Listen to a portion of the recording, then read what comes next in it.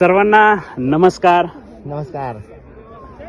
तर आज आपण सोलापूर पासून जवळपास एक 2400 ते 2500 किलोमीटर अंतरावर लांब म्हणजेच सोनमर्ग पासून पण 30 किलोमीटर लांब अंतरावर द्रास येथे आज आपण इथे बसलेलो आहोत. आज आपण अशा व्यक्तीसोबत बसलेलो आहोत की ज्यांचा दरारा इंस्टा, फेसबुक आणि अशा सोशल मीडियावर ज्यांचं एक खूप असं फेमस असं एक चॅनल आहे, तेच ॲडव्होकेट नाईक सर आमच्यासोबत उपस्थित आहेत. तर सर आज मधुरिया टूर्स अँड ट्रॅव्हल्स यांच्यासोबत खूप सुंदर अशी सफर करण्यासाठी आपल्यासाठी ह्या निसर्गाच्या मंचावर बसलेले आहेत. की साईडनं बघताय तुम्ही, चारी साईडनं डोंगर आहे, बर्फाची चादर आदरलेले आहेत. अशाच एका ठिकाणी आपण बसून खास सरांची स्पेशल मुलाखत घेतोय. सर नमस्कार. नमस्कार. नमस्कार. सर काय वाटते हा निसर्ग पाहून तुम्हाला? खरंच की आतापर्यंत फक्त चित्रपटामध्ये आपण हे सर्व सीन पाहत होतो की डोंगर आणि त्यावर बर्फ आच्छादलेला, परंतु टीव्ही सिरियल्स त्यासोबतच चित्रपट यामध्ये जे सीन आपण पाहत होतो ते सीन ऍक्च्युली आपण अनुभवत आहोत. त्या सीन सोबत आपण फोटोशूट करत आहोत, रील्स काढत आहोत. हे पाहून अक्षरशः विश्वास बसत नाही. सर हा जो निसर्ग आहे ना, हा देवाने कोणाला तरी कुठेतरी जास्त कुठेतरी कमी दिलेला आहे. पण मला वाटतं की हा काश्मीरच्या लोकांना खूपच सारा निसर्ग दिलेला आहे. तुम्ही बघितलेला आहे, निसर्ग दिलेला आहे काश्मीरच्या लोकांना. कारण हा जर निसर्ग बघताय तुम्ही, तर आपण वाटतं की जसं महाराष्ट्रात आपण रायगडला स्वर्गच म्हणतोय, तसंच काश्मीरमधले लोक हे सोनमर्ग, गुलमर्ग ह्याला स्वर्ग म्हणतात. आणि बरेच महाराष्ट्रातली असेल, भारतातील पर्यटन या इथे येतात.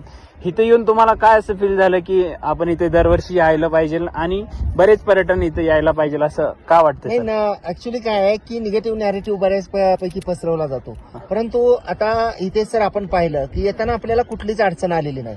आणि प्रत्येकानं एकदा का होईना जम्मू काश्मीरला यावं. जम्मू काश्मीरला येण्याची काही मुख्य कारणं आहेत. त्यातली प्रमुख कारणं म्हणजे एक वैष्णव देवीचं मंदिर आहे, अमृतसरचा गुरुद्वारा आहे, आपल्या सैन्याप्रती आदर व्यक्त करण्यासाठी, आपल्या सैन्याची ताकद पाहण्यासाठी आपल्याला वाघा बॉर्डरला तिथेच जवळ आहे, अमृतसरच्या जवळ. आणि वैष्णव देवीला जाऊन आल्यानंतर जेव्हा आपण कटरावरून आपण श्रीनगरला येतो आणि आपण गुलमर्ग पाहतो, सोनमर्ग पाहतो, त्यावेळी आपल्याला या जीवनामध्ये आल्याचं सार्थक झालं असं वाटतं. कारण फक्त इथे सर म्हटलं जातं की काश्मीर हा पृथ्वीवरचा स्वर्ग आहे, परंतु ऍक्च्युअल स्वर्ग असतो कसा आणि स्वर्गात गेल्यानंतर काय अनुभव येतो, काय फिलिंग येते, हे इथं आल्याशिवाय समजणार नाही. आणि जोपर्यंत आपण इथं येत नाही तोपर्यंत आपल्याला या जन्माचं सार्थक झालं असं म्हणता येणार नाही, असं मला वाटतं. सर आता आपण ज्या रस्त्याने आलो तो म्हटला जातो की वर्ल्ड हायेस्ट मधले डेंजरस रस्त्यामधला एक सोनमर्ग ते द्रास हा रस्ता. हा रस्ता पाहून तुम्हाला काय फील झालं की अरे बापरे, आपण वर्ल्ड टॉप मधल्या आणि डेंजरस रस्त्यावर नाही? ऍक्च्युली आपण पाहतोय की जागोजागी सिक्युरिटी आहे, त्यासोबतच बऱ्याच ठिकाणी काही दरडी कोसळलेली दिसून आले. परंतु ज्या ठिकाणी दरडी कोसळलेली आहे त्या ठिकाणी आपण एक गोष्ट नोटीस केली का इथे सर, की तिथं इमिजिएटली जे आहे शासकीय यंत्रणा आहेत त्या इमिजिएटली तो रस्ता क्लिअर करण्याचं काम करतायत. म्हणजे इतकं ऍक्टिव्हली काम चालू असतं. आणि दुसरी महत्वाची गोष्ट म्हणजे ज्या ठिकाणी डेंजरस एरिया आहे त्या ठिकाणी जाळ्या सुद्धा लावलेल्या आहेत, म्हणजे जेणेकरून वरचे दगड जे आहेत ते खाली पडू नये. खूप सुंदर असा प्रवास सरांनी आजपर्यंत केलाय. सर माझं तुम्हाला एक प्रेक्षकांना असं काय सांगू शकताय की तुम्ही प्रवास कंटिन्यू करा, का करा? कारण सरांना तुम्ही आतापर्यंत सरांकडून तुम्ही खूप काही जाणून घेतलं. सर आपला विषय इथपर्यंत होता की तुम्हाला फिरण्याची आवड आणि तुमच्या एक्सपिरियन्सवरून तुम्ही बाकीच्या पर्यटकांना जी की घरीच बसतात, जायचं म्हणतात, असे बरेच प्लॅन होतात सर. इव्हन सध्याच्या युवकांमध्ये होतं की हा आपल्याला ह्या ट्रिपला जायचं, त्या ट्रिपला जायचं, पण जसं जसं डेट जवळ येईल तशी ते प्लॅन कॅन्सल होतात.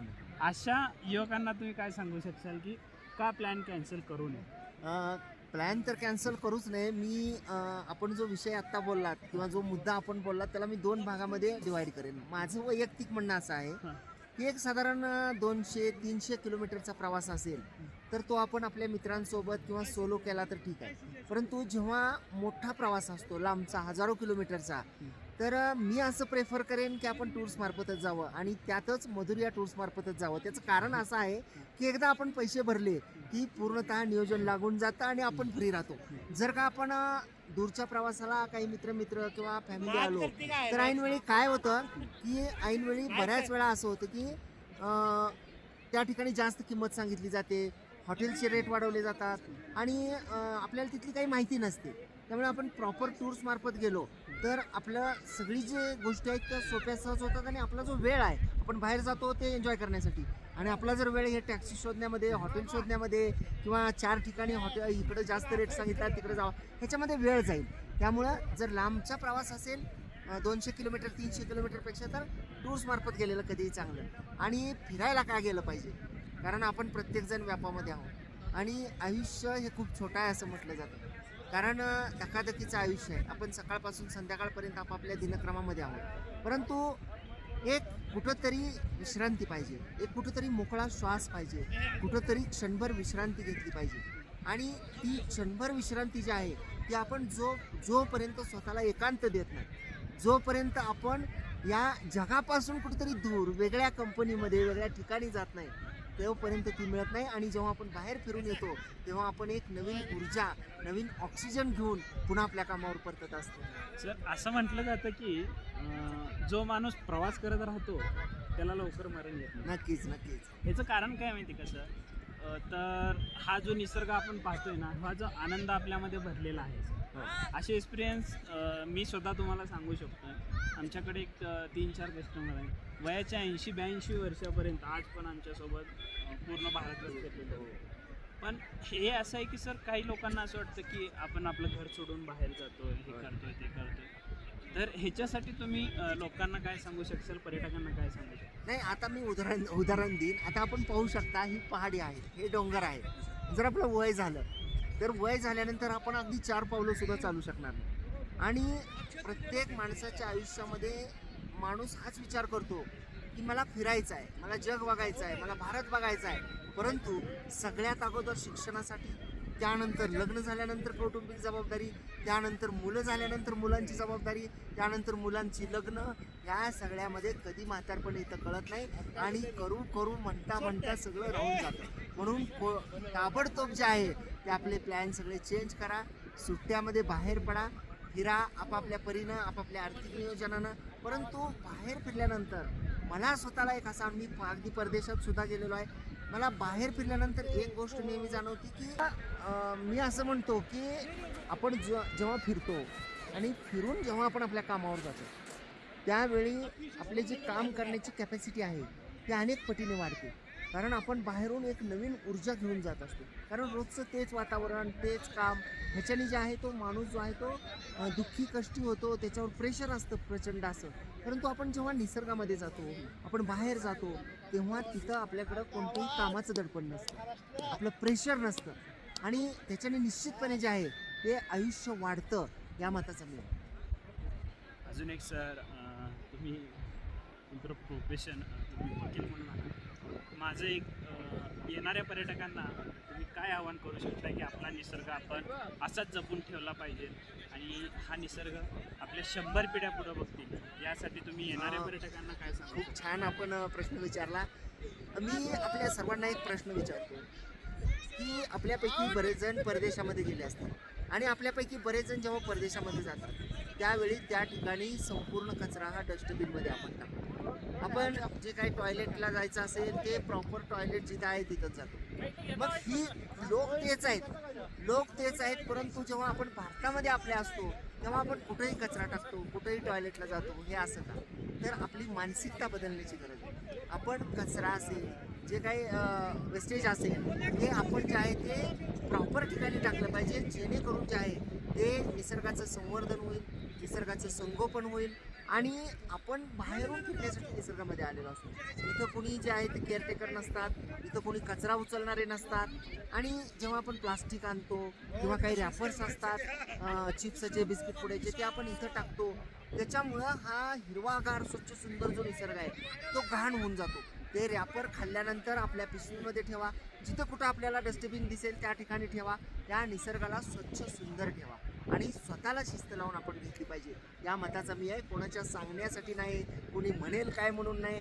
तर हा निसर्ग आपला आहे, हा देश आपला आहे आणि आपण याला काही वाढवू शकू न शकू, परंतु त्याला खराब तरी आपण करणार नाही याची काळजी मात्र आपण घेतली पाहिजे. खरं आहे सर. माझंही असंच एक पर्यटकांना विनंती आहे की जेव्हा आपण रॅपर, कुरकुरे, चॉकलेट वगैरे जे काही घेऊन येतो, पाणी बॉटल असेल, त्याच्यातलं आपण पाणी बॉटल आणलं की पाणी पितो, पण बॉटल कचऱ्यापेटीत टाकणे रोडवर आहे. तसंच आपण कुरकुरे वगैरे आणले की त्याच्यातले कुरकुरे खातो, पण डस्टबिनला ती रॅपर टाकत नाही. तर भारतातल्या प्रत्येक पर्यटकांना अशी माझी विनंती आहे की कुठलाही निसर्ग आणि कुठेही असू द्या, त्याला स्वच्छ ठेवा, जेणेकरून येणारी पिढी हाच निसर्ग आहे तसाच आणि एवढ्याच सुंदरतेने पाहेल. एक छोटीशी गोष्ट सांगतो तुम्हाला. मी रेडिओ पुणेरी आवाज 107.8 FM रेडिओ जॅकी सुद्धा आहे आणि कविता चारोळ्यांचा माझा शो असतो ज्याला मी होस्ट करतो. एक गोष्ट सांगतो मित्रांनो छोटीशी, जी मी सोशल मीडियावर वाचली होती, की एक फॅमिली असते आणि त्यांच्यासोबत एक 5-7 वर्षाचं मुलं असतं आणि काही 4-5 मित्र असतात, तेही फिरायला गेलेले असतात, ही फॅमिली पण फिरायला गेलेली असते. हे दोघं जण मिळून एका हॉटेलमध्ये जेवणासाठी थांबतात. ती फॅमिली एका वेगळ्या टेबलला असते, हे मित्र एका वेगळ्या टेबलला असतात. हे मित्र असतात, ते पाणी बॉटलमधील पाणी पितात. ती बॉटल जी आहे ती अर्धी असते आणि उन्हाळ्याचे दिवस असतात. त्या बॉटलमध्ये अर्धं पाणी असलेलं ते त्या टेबलवर तसंच ठेवतात. ते मित्र उठतात आणि आपल्या गाडीकडं जाण्यासाठी निघतात. ही गोष्ट त्या फॅमिलीसोबत असलेला तो 5-7 वर्षाचा छोटा मुलगा पाहतो. तो जागेवरून उठतो, तो त्या बॉटलपाशी जातो, बॉटल घेतो आणि टोपण उघडून त्यातलं पाणी शेजारच्या एका झाडाला घालतो.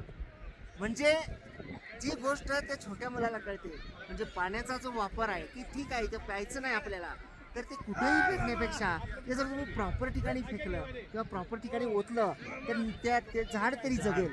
तर ही गोष्ट आपण जरूर केली पाहिजे. आणि झाड जगलं तर आपण जगू निश्चित. तर हे असे आपल्यासोबत होते जे मोहोळचे प्रसिद्ध वकील आहेत आणि ज्यांचे यूट्यूबवर चॅनल आणि फेसबुकवर चॅनल आहेत. तर नाईक सर, तुम्ही आम्हाला वेळात वेळ काढून ही निसर्गाबद्दल थोडी माहिती सांगितली आणि पर्यटकांना कसं राहायचं हा तुमचा अनुभव आहे, तुम्ही या प्रत्येक नागरिकाला शेअर केल्याबद्दल तुमचे मनपूर्वक आभार. धन्यवाद.